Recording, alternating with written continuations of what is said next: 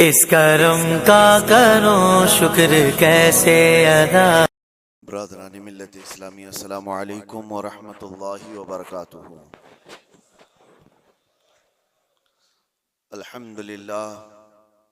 अल्हम्दुलिल्लाहिल हन्नानिल mannan अल्लज़ी खलक़ल इंसान व अल्लमहुल बयान वस्सलातु वस्सलामु अला रसूलिही सय्यिदिल इंसी वल जान व अला आलिही व अस्हाबिही ज़विल खैरि वल इहसान अम्मा बअद फ़अऊज़ु बिल्लाहि मिनश शैतानिर रजीम बिस्मिल्लाहिर रहमानिर रहीम वला तुफ़सिदू फ़िल अर्दि बअद इस्लाहिहा सदक़ल्लाहु मौलानल अज़ीम। बारगाह रिसालत मुआब सल्लल्लाहु अलैहि वसल्लम में दुरूद पाक का हदिया पेश करें। अल्लाहुम्मा सल्लि अला सय्यिदिना मुहम्मदिन मअदनिल जूदि वल करम व आलिहि व अस्हाबिहिल किराम व इब्निहिल करीम व बारिक व सल्लिम सलातन दाइमतन सरमदन अबदा। अल्लाह अज़्ज़ा वजल कुरान पाक में फरमाता है, ज़मीन की इस्लाह किए जाने के बाद इसमें फसाद मत मचाओ। फसाद क्या है? इंसानों का जीना तंग कर देना, किसी भी एतबार से हो, हत्ता के रास्ते में कचरा डालना ये भी एक फसाद है। लोगों के चलने फिरने के लिए तकलीफ दे चीज कोई रख देना ये भी फसाद है जमीन पर। और अल्लाह तबारक व तआला इसको सख्ती के साथ मना फरमाता है कि जमीन में फसाद मचाने वाले अल्लाह को पसंद नहीं है। मुझे यहाँ बात ये अर्ज करनी है कि इस्लाम वो अजीम दीन है जो दुनिया से फितने और फसाद को खत्म करने के लिए आया। किसी की बालादस्ती, किसी की जबरदस्ती इस दीन पाक में नहीं है। आपको अंदाजा हो तो मैं बताऊं, ईरान के एक बादशाह के पास नबी पाक सल्लल्लाहु तआला अलैहि वसल्लम के एक सहाबी गए, सफीर बन करके गए थे। तो बादशाह ने पूछा कि कौन सा दीन तुम लोग लेकर के आए? तो उस सहाबी ने एक जुमले में यूं कहा था, वो दीन हमारे पास आया है जो इंसान को इंसानों की इबादत से हटाकर खालिक की इबादत में लेकर जाता है। इंसान को इंसान की बालादस्ती या उसकी तमाम तर महकूमियत से हटाकर अल्लाह अज़्ज़ा वजल की बारगाह में सरनिगू करता है। अब मामला ये है कि लोगों ने अपने अपने ख्यालात से इस्लाम की तस्वीर अपने दिमाग में बना ली है। हर कोई ये समझता है कि इस्लाम इस तरह से है, इस्लाम इस तरह से है। इसी वजह से कुछ ऐसे इंसिडेंट पेश आते हैं जो अपने राय से और अपने दिमाग से कुछ मुसलमान कर जाते हैं। एक बात याद रखें, वो इस्लाम नहीं हो सकता, किसी मुसलमान का काम हो सकता है। इस्लाम वही है जो रसूलुल्लाह सल्लल्लाहु तआला अलैहि वसल्लम से साबित हो और उनके सहाबा ने करके दिखाया हो, वही इस्लाम है। आज पूरी दुनिया जिस तरह से टारगेट पर रखी हुई है, ये मुसलमानों के कामों की वजह से, इस्लाम के तालीमात की वजह से नहीं। काश अगर वो इस्लाम की सच्चाइयों को पढ़े होते तो उन्हें अंदाजा होता कि इस्लाम ये है नहीं, लेकिन ये काम जो हो रहा है ये किसके थ्रू हो रहा है। जो जुल्म, जो फसाद, जो फितना पूरी दुनिया में मचाया जा रहा है, अगर वो किसी व्यक्ति के जरिए से है, किसी इंसान के जरिए से है, तो ये उसका अमल है, उसके दीन का नहीं, क्योंकि वो दीन का ठेकेदार नहीं है। अगर कोई मुसलमान शराब पीता है और उसमें मस्त होकर लोगों से लड़ता भिड़ता है, तो ये उसका अमल है, ये दीन का हिस्सा नहीं।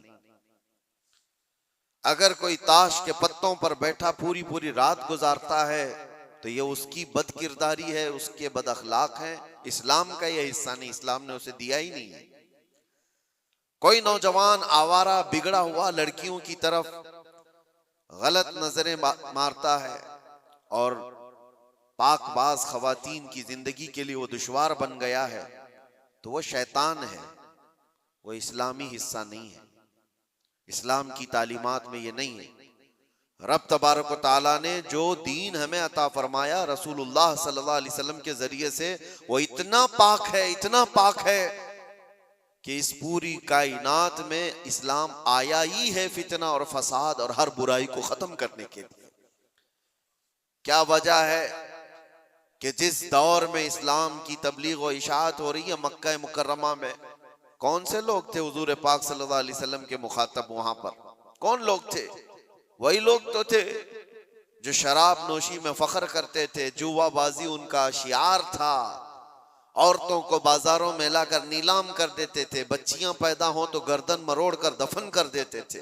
ये वही लोग तो थे उस वक्त। लेकिन नबी मुहतरम सल्लल्लाहु ताला अलैहि वसल्लम की तबलीग और इशाअत के बाद एक एक बुराई का खात्मा हुआ या नहीं, पूरी तारीख इसकी गवाह है।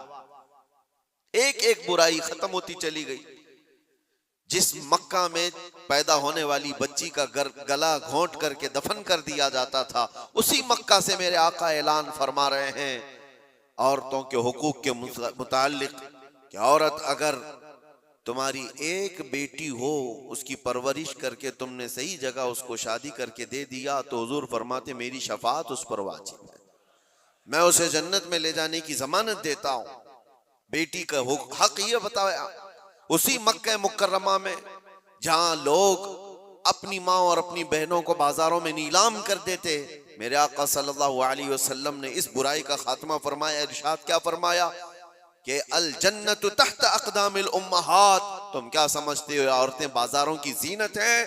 तुम्हारी अगर माँ है तो उसके कदमों में तुम्हारी जन्नत, बहन है तो तुम्हारे हक में उसकी दुआएं कबूल है, बीवी है तो उसको एक लुकमा खिलाना सदक़े का सवाब है। औरतों के हुकूक बयान किए। जहां बच्चों पर जुल्म होता था, नबी मुहतशम सल्लल्लाहु ताला अलैहि वसल्लम ने उसको खत्म फरमाया। बूढ़ों के लिए, बेवाओं के लिए, बेवाओं को तो माशरे में रहने नहीं दिया जाता था, उनके लिए अलग बस्तियां हो जाती थी। शगुन अब शगुन ये भी हमारे इलाके में भी पाए जाते हैं सब चीजें। किसी औरत का शोहर मर जाए, सती की रस्म यहां पर भी हुआ करती थी, औरत को शोहर के साथ जला दिया जाता। मगर नबी करम सल्लल्लाहु ताला अलैहि वसल्लम ने बेवा औरत के हुकूक को सिर्फ बढ़ाया नहीं, आपने जितने निकाह फरमाए सिवाय उम्मुल मोमिनीन आयशा सिद्दीका के, ये सारी बीवियां आपकी बेवा ही हैं। बेवा को हुजूर सल्लल्लाहु अलैहि वसल्लम ने बेवा हैं या मुतल्लका हैं, हुजूर पाक सल्लल्लाहु अलैहि वसल्लम ने अपने हरम की जीनत बनाई, बल्कि करोड़ों मोमिनों की उनको मां का दर्जा अता फरमाया। एक एक बुराई का खात्मा करने के लिए इस्लाम इस रोए जमीन पर आया। लेकिन अफसोस ये है मेरे अजीजों, हालात इस तरह करवट ले चुके। बहुत पहले एक शायर ने कहा था बारगाह मुस्तफ़ा सल्लल्लाहु अलैहि वसल्लम में अर्ज करते हुए, ए खासान रसूल वक्त दुआ है, उम्मत पे तेरे वक्त अजब आके पड़ा है। जो दीन निकला था अपने देश से, अपने वतन से, आज वो परदेश में गरीबुल गुरबा है। ये दीन बड़ी शान से निकला था अपने वतन से और हर किसी ने इसको गले लगा लिया था, और आज ये अपने ही लोगों के दरमियान अजनबी बन चुका है। ये दीन इस्लाम अपने ही लोगों के बीच में अजनबी बना हुआ है। तवज्जो चाहता हूं मेरे अजीजों, इस्लाम की इस अजीम छवि को, इस अजीम सूरत को मस्ख करने के लिए सिर्फ गैरों ने नहीं, जुब्बा टोपी पहनने वाले, दाढ़ी रखने वालों ने भी बदनाम करने में कसर नहीं छोड़ी। आज हिंदुस्तान ही नहीं पूरी दुनिया जिन मजाहिर को देख करके खौफजदा होती, जिसको दहशत गर्दी कहा जाता है। दहशत ये एक वर्ड है, दहशत डर को कहते हैं, खौफ पैदा करना। मतलब मैं अगर चंद बच्चों को सामने लेकर के तलवार दिखा दूं, आग लगा करके दिखा दूं, तो बच्चों के दिलों के अंदर खौफ आएगा। इसको कहते हैं डर पैदा करना, यही वर्ड है दहशतगर्दी। इसी को आतंकवादी कहा जाता है, आतंकवाद भी इसी को कहा गया कि डर पैदा करना लोगों के दिलों के अंदर। टेररिज्म उसको इंग्लिश में, कि लोगों को खौफ का माहौल बना करके रखना, कि डरते रहे लोग। क्या ये इस्लाम का हिस्सा है? लोगों के अंदर डर पैदा करना, खौफ पैदा करना। मैं तुम्हें बताता हूं, आम लोगों की बात तो छोड़ो, रब तबारक व तआला अपने हबीब सल्लल्लाहु तआला अलैहि वसल्लम को क्या फरमाता है? फदक्किर इन्नमा अंत मुदक्किर लस्ता अलैहिम बिमुसैतिर। ऐ रसूल, आप इनको सिर्फ वाज़ो नसीहत करें, आपको इसीलिए भेजा गया है। नबी पाक सल्लल्लाहु तआला अलैहि वसल्लम को रब तबारक व तआला ने यह फरमाया, फबिमा रहमतिन मिनल्लाहि लिंत लहुम वलो कुंत फज़्ज़न गलीज़ल क़ल्बि लनफ़ज़्ज़ू मिन हौलिक। ऐ रसूल, आपके दिल की नरमी है कि ये लोग आपके इर्द गिर्द हैं, अगर आप सख्त लहजा इस्तेमाल करेंगे तो ये सारे लोग दूर हो जाएंगे। किसके लिए अल्लाह फरमा रहा है? रसूलुल्लाह के लिए, कि सख्त लहजा इस्तेमाल ना करें। जुबान का सख्त लहजा इस्तेमाल करने को मना किया गया कि लोग बिखर जाएंगे। यहां पर जो दहशतगर्दी का लफ्ज इस्तेमाल है, पूरी दुनिया की डिक्शनरी में नया आया हुआ, और लोगों ने तो अब इस्लामोफोबिया नाम से एक नया वर्ड इजाद किया। इस्लामोफोबिया क्या है? इस्लाम के नाम से लोगों में हैबत तारी करना, दहशत तारी करना, डर तारी करना। अगर ये चंद जमातें मिलकर करती हैं बनाम मुसलमान, चाहे वो पाकिस्तान की रहने वाली हो, अफगानिस्तान की हो, सीरिया की हो, इराक की हो, कहीं की भी हो, लेकिन वो इस्लाम की ठेकेदार नहीं हो सकती, वो इस्लाम की जिम्मेदार नहीं है। उन्होंने अपने दिमागों से इस्लाम की सूरत बनाई होगी, डर पैदा करके। नबी पाक सल्लल्लाहु तआला अलैहि वसल्लम ने कभी तो तबलीग नहीं फरमाई। आओ आपको मैं बताऊं, एक जंग से वापसी के दौरान सहाबा भी सब थके हुए थे, एक जगह हुजूर भी आराम करने के लिए लेट गए, सहाबा भी लेट गए, सबकी आंखें लग गई हैं थकान की वजह से। और हुजूर पाक सल्लल्लाहु तआला अलैहि वसल्लम अपनी तलवार एक दरख्त के पास लटकाए हुए उस दरख्त के नीचे आराम फरमा रहे हैं। अचानक एक दुश्मन जमात का शख्स आया जो मुसलमान भी नहीं थे। वो आते ही देखा हुजूर पाक सल्लल्लाहु अलैहि वसल्लम को और देखा कि सब सोए हुए हैं, सीधे गया और हुजूर की तलवार ले ली, तलवार पकड़ ली, हुजूर की आंखें खुली। आपने देखा कि ये तलवार सोते हुए खड़ा है और वो शख्स क्या कह रहा है? मैं यमनउका मिन्नी, ए मोहम्मद बता मुझसे तुझे कौन बचाएगा। वो तलवार खींचे हुए हुजूर पाक सल्लल्लाहु अलैहि वसल्लम को सोने के वक्त में आकर के इस तरह से वो पूछ रहा है। हुजूर बेदार होकर के जब देखते हैं ये पूछ रहा है, आज मुझे तुझसे कौन बचा, मुझसे तुमको कौन बचाएगा? हुजूर ने सिर्फ एक लफ्ज कहा, अल्लाह, मुझे मेरा रब बचाएगा, अल्लाह बचाएगा। वो सामने वाले के जिस्म के अंदर पता नहीं कपकपी तारी हुई और अचानक तलवार उसके हाथ से गिर गई, तलवार उसके हाथ से गिर गई और हुजूर पाक सल्लल्लाहु तआला अलैहि वसल्लम ने वो तलवार अपने हाथ में ले ली। सोचो जरा, जो शख्स आपको मारने का पूरा प्लान कर चुका हो, अचानक वो फेल हो गया और आपको बढ़त मिल गई, तो फिर आप क्या करेंगे? आप क्या करेंगे? कोई कसर नहीं छोड़े। नबी पाक सल्लल्लाहु तआला अलैहि वसल्लम के हाथ में तलवार आई, आपने वही जुमला उससे पूछा, मैं यमनउका मिन्नी, बता तुझको कौन मुझसे बचाएगा, कौन बचाएगा? थोड़ी देर पहले यही जुमला तू मुझसे पूछ रहा था, तलवार अब मेरे हाथ में। और सहाबा भी जाग गए थे। वो शख्स सिर्फ इतना कहता है, अंत करीम बिन करीम, तुम शरीफ के बेटे शरीफ हो। बस मैंने इतना ही सुना है। हुजूर पाक सल्लल्लाहु अलैहि वसल्लम ने तलवार नीचे रख ली और कहा, जाओ मैंने तुम्हें आजाद किया और माफ कर दिया। सख्ती के साथ जो तलवार उठाया है, दुनिया का तो दस्तूर है, लड़ाई उसके साथ होती है जो आपसे लड़ने आया हो।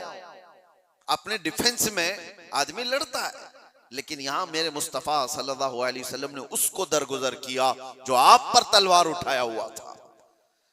चाहते तो डर सुनाते, टुकड़े करके उसकी कौम के पास भेजते और दहशत फैला दी जाती कि डरो कि जो भी इस तरफ आएगा उसकी हालत ये कर दी जाएगी। नागुज़ेर हालात जब पैदा हुए तब जंगें हुई हैं, बहुत ऐसी हालतें आ गई हैं कि जीना तंग कर दिया गया है, तब जंगें हुई हैं।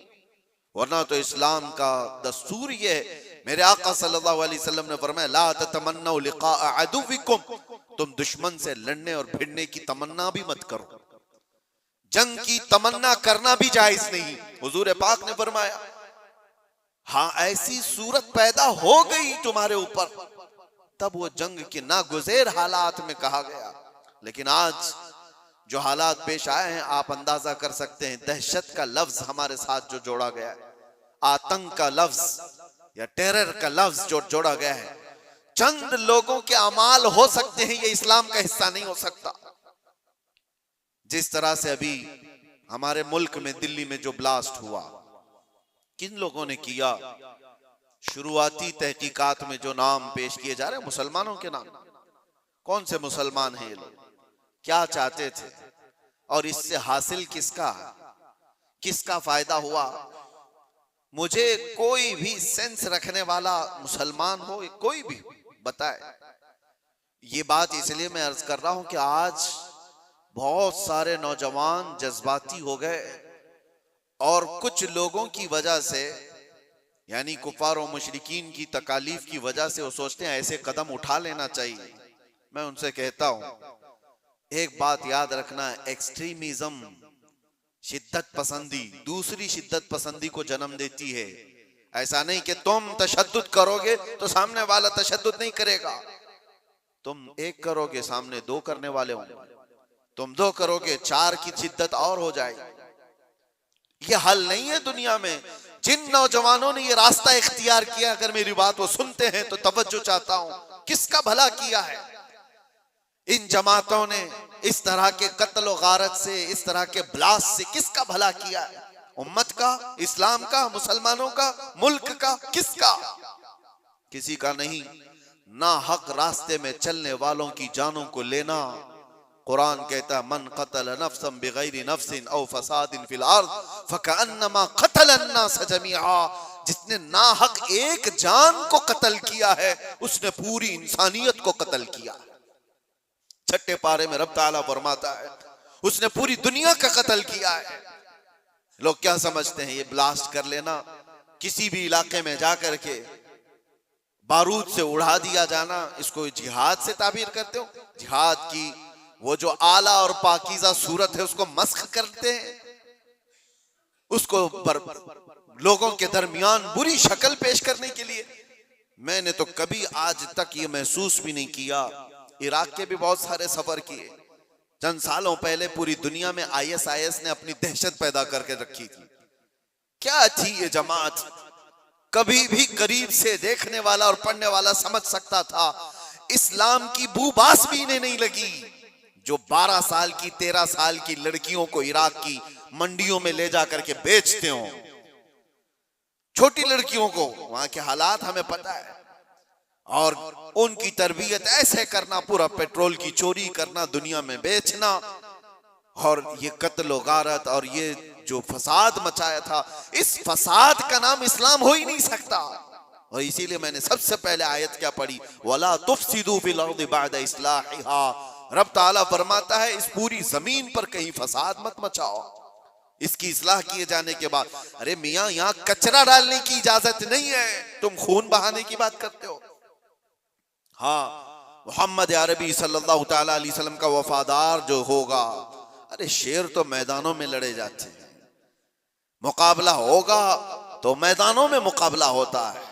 यूं नहीं होता कि ना हक कोई भी रास्ता चलने वाले की जान ले ली जाए और उसको कहा जाए कि ये जिहाद है, ये जंग है, ये बदला है, ये इंतकाम है। हरगिज नहीं। मैं सख्त मजम्मत करता हूं ऐसे तमाम गतिविधियों का। कोई भी नौजवान इस तरह की हरकतों में मुलव्विस होता है तो जानते हैं इसका नुकसान कितना लंबा होता है, कितना लंबा नुकसान होता है। उन जालिमों ने जो कुछ भी किया, चंद महीनों पहले कश्मीर में जो हुआ था, पहलगाम में चुन चुन करके जिन लोगों को मार दिया गया था, वो जो सैरो सियाहत के लिए गए थे, वो किसके दुश्मन थे? किसके दुश्मन थे? जिनको उन्होंने पकड़ पकड़ करके नाम पूछ करके मारा, वो किसके दुश्मन थे? क्या इस्लाम के दुश्मन थे, मुसलमानों के दुश्मन थे, या तुम्हारे कुरान हदीस किसी की दुश्मनी की थी जिनको पकड़ के मारा गया? क्या इस्लाम में इस बात की इजाजत है कि कहीं पर भी कोई घूमने आए और उसको मार दिया जाए? उन जालिम कुत्तों ने जिन लोगों को मारा, उसके बाद जो दहशत फैलाने की कोशिश की, उसका असर क्या होता है? दुनिया में और दूसरी जगहों पर गैर मुस्लिमों के पास यही मैसेज जाता है कि ये इस तरह तन्हा पाकर कहीं पे भी कत्ल कर सकते हैं। पूरे मुसलमानों को उन्होंने खतरे में डाला। आज जो हुआ इसका भी असर वही होगा जो 9/11 के बाद हुआ था। आपको पता है 2001 में अमेरिका के अंदर जो बिल्डिंगें गिरा दी गई थी जिसमें 3000 लोग करीब मारे गए थे, वर्ल्ड ट्रेड सेंटर पर जो हमले हुए थे, उसकी तहकीकात हुई। उसके बाद फिर कई सालों के बाद अफगानिस्तान से जिम्मेदारी कबूल की एक जमात ने कि इसको हमने किया, लेकिन उसका असर क्या हुआ जानते हैं? तकरीबन 11-12 साल तक उस शहर में ऐसे हालात हो गए थे कि मुसलमानों का जीना तंग हो गया था। कोई देखना नहीं चाहता था किया किसने, लेकिन कसूर भर कौन रहा है? इसलिए मेरे अजीजों, कोई एक नौजवान अगर ऐसी हरकत करता है, अभी जैसे तहकीकात में ये बात आती है कि ये डॉक्टर पेशे से ताल्लुक रखने वाले लोग थे, शुरुआती तहकीकात ये बता रही है कितना अजीम पेशा था जिसको इख्तियार किया गया। ये बातें मैं इसलिए कह रहा हूं कि बहुत सारी जगहों पर हो सकता है कि पॉलिटिकल बनाया गया हुआ कई जगहों पर होता है, लेकिन मैं ये जानता हूं ये चीजें जो ये हरकतें हुई हैं, रियल कुछ लोग इसमें मुलविस होते हैं, क्योंकि जेलों में मैंने देखा है पुलिस एटीएस सबको यूं ही उठा करके नहीं भर देती, इनके हालात होते हैं, हमने खुद देखा है, इनसे बात भी किया है। एक बात मैं आपको बता देता हूं, पुलिस से तो वो अपना जुर्म छुपा सकता है, कैदियों में आपस में तो अपना जुर्म बताता ही है क्या क्या किया था। हमें पता है क्या क्या प्लानिंग किए जाते थे। पहले हम भी यही समझते थे कि ये सारा का सारा फेक होता है, मुसलमानों को फंसाने के लिए किया जाता है। नहीं, सब फेक नहीं होता, कुछ मुलविस होते हैं, प्लानिंग में इस तरह के शरीक होते हैं। अब मैं नहीं जानता कि वो किस तरह के मुसलमान हैं जो इन चीजों में मुलविस हो जाते हैं, उनको कौन डाइवर्ट करता है, कौन फंडिंग करता है। ये सब हुकूमत के और डिपार्टमेंट के काम है कि इन लोगों को अमन को नुकसान पहुंचाने वाली ऐसी हर चीज को वो रोकें। इसका असर अब क्या होगा? क्या हमारे बच्चे जो डॉक्टर बनना चाहते हैं वो किसी भी कॉलेज या यूनिवर्सिटी में जाएं तो क्या उनको शक की नजर से नहीं देखा जाएगा? ये भी डॉक्टर बनकर के कहीं ऐसा ब्लास्ट तो नहीं करना चाहता? उन जालिम कुत्तों ने अपनी हरकतों से कितने बच्चों की जिंदगी को दांव पे लगाया है, और फायदा किसका किया है? किसका फायदा किया? मैं महसूस करता हूं मेरे अजीजों, ये अगर इस्लाम का नाम लेकर के या बदला लेने की बात करके इस तरह की हरकत करते हैं तो आपको अंदाजा है कल अगर उस इलाके में मैं होता या आप भी होते तो भी उड़ गए होते ना, मर गए होते हैं। उन्होंने किसी को नहीं देखा है कि चलने वाला कौन है, क्या है। क्या यही इस्लामी जंगों का निजाम है? क्या ये रसूलुल्लाह सल्लल्लाहु तआला अलैहि वसल्लम की तालीमात का कोई एक हिस्सा है? सुनो, मेरे आका सल्लल्लाहु तआला अलैहि वसल्लम प्रॉपर जंग में भी जब भेजते थे तब भी सहाबा को फरमाते थे, रास्ता चलते हुए कोई बैठा हुआ आदमी हो तो उसकी तरफ तलवार नहीं उठाना। मेरे आका सल्लल्लाहु अलैहि वसल्लम, ये तो जंग की हालत भी नहीं है अभी हमारी, कहीं जंग की हालत में है हम लोग?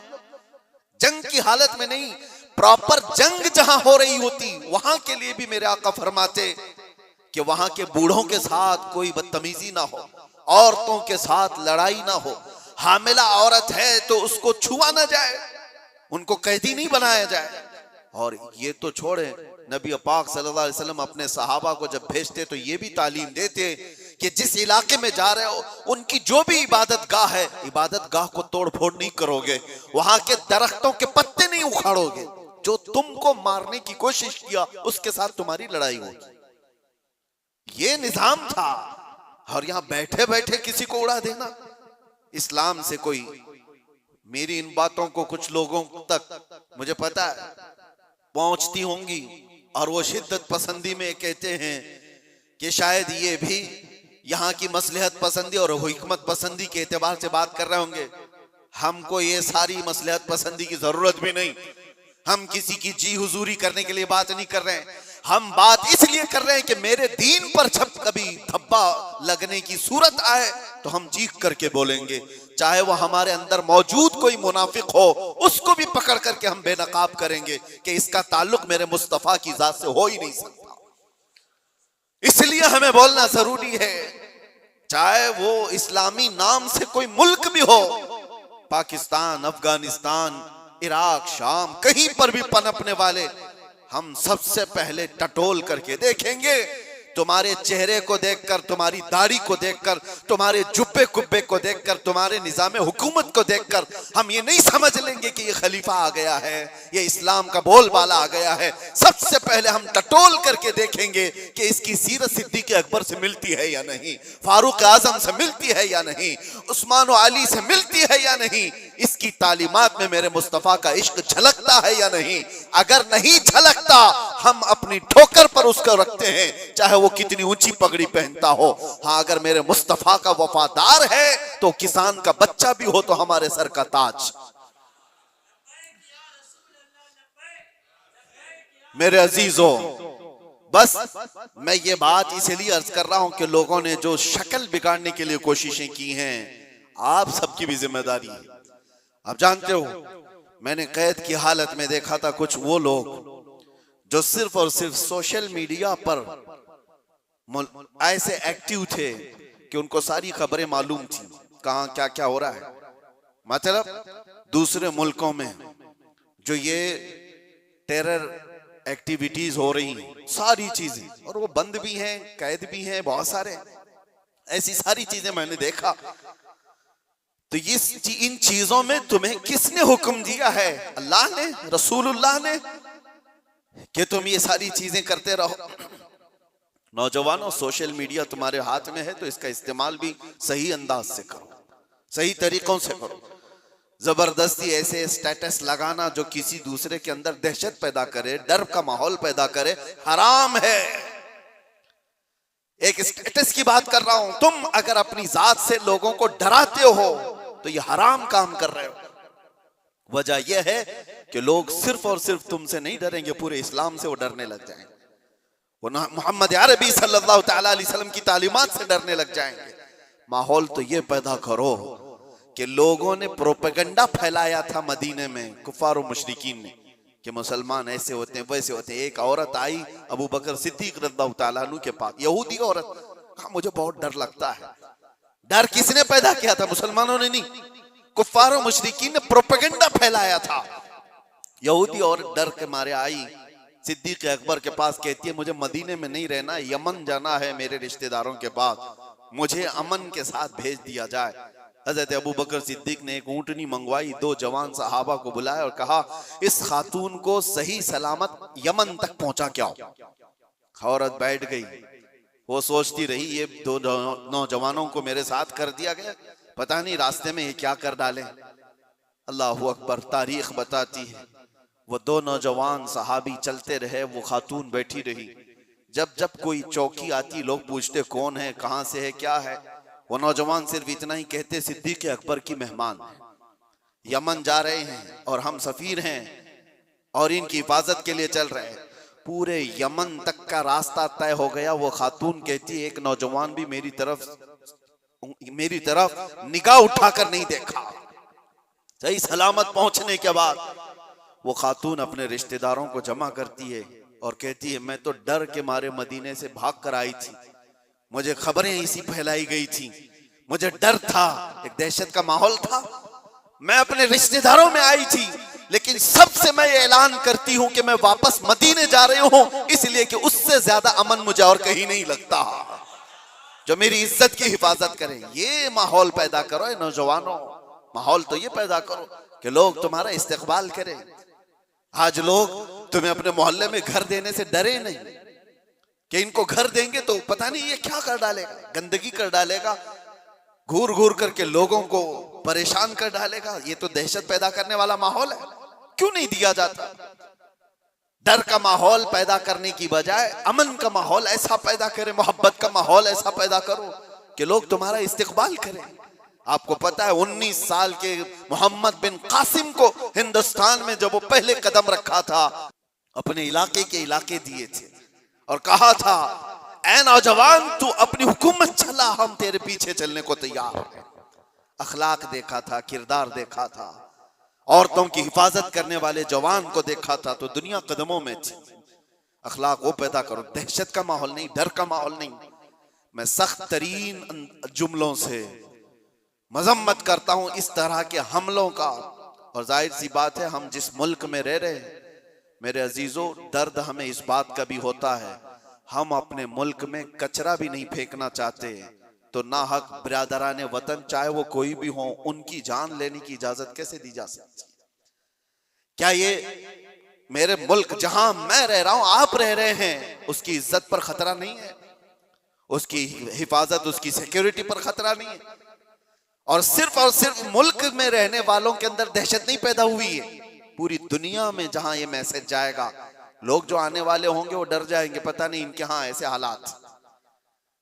तो क्या ये मुल्क की छवि को बर्बाद खराब करने की कोशिश नहीं? कितनी एक काम से उन जालिमों ने अपने खानदान को जोखिम में डाला, अपने रिश्तेदारों को, अपने वतन को, अपने दीन को, और जहां वो पढ़ते थे वो सब जगह को, सबको खतरे में डाला है और बर्बाद किया है एक अमल ने। इसीलिए कुरान ने क्या कहा, ना हक किसी एक की जान लेने का मतलब है पूरी दुनिया की कत्ल करने के बराबर, और किया उन्होंने इंसानियत के कत्ल के बराबर है। अल्लाह ताला ऐसी गतिविधियों में मुलव्विस रहने वाले मुनाफिकों से हमारी हिफाजत फरमाए। मैं दुआ करता हूं और गुजारिश भी यही करता हूं हर नौजवान को कि इस तरह मैं दरमियानी रास्ता इख्तियार करूं, मुदाहनत भी नहीं कि दीन को छोड़ करके चापलूसी करने के लिए कुछ लोगों की तलवार चाटने के काम किया जाए, उनको राजी करने के काम किया जाए, मैं इस बात का कायल नहीं हूं। लेकिन यह बात भी जरूर कहूंगा कि ऐसे शिद्दत पसंद कोई तहरीक हो, कोई तंजीम हो, कोई ऐसी गतिविधियां हो रही हो, उनसे तुम्हारा कोई ताल्लुक ना रहे, उनके दरमियान। हाँ, आपको अपने नबी पाक की मोहब्बत पर भरोसा है या नहीं? मेरे नबी पाक सल्लल्लाहु अलैहि वसल्लम से जो इश्क है, मुझे कामिल भरोसा है, मैं तन्हा भी मैदान में रहूंगा, मेरे नबी की मदद आएगी, रब तबारक तआला की मदद होगी। जब हमें ये यकीन है अल्लाह हमारे साथ है, रसूलुल्लाह की मोहब्बत हमारे साथ है, हमारा चलना फिरना ही रास्ते में काफी हो जाया करता है। इसीलिए मेरे अजीजों, मोहब्बत रसूल पर भरोसा रखो, अल्लाह की जात पर यकीन रखो, हालात यूं ही अच्छे हो जाएंगे। अल्लाह करीम हम सबको इस मुल्क के अमन व अमान अता फरमाए, और बरकतों वाला और खुशहाली वाला, अमन व अमान वाला मुल्क हमें अता फरमाए। जालिमों के जुल्म से और नजर बद से अल्लाह ताला हम सब की हिफाजत फरमाए, और मोमिनीन के दरमियान, हमारी जमात के दरमियान जो छुपे हुए गद्दार मुनाफिकीन हैं, अल्लाह तबारक व तआला उनको बेनकाब फरमाए और उनको कैफर किरदार तक पहुंचाए। व आखिरु दावाना अनिल हम्दुलिल्लाहि रब्बिल आलमीन। अस्सलामु अलैकुम।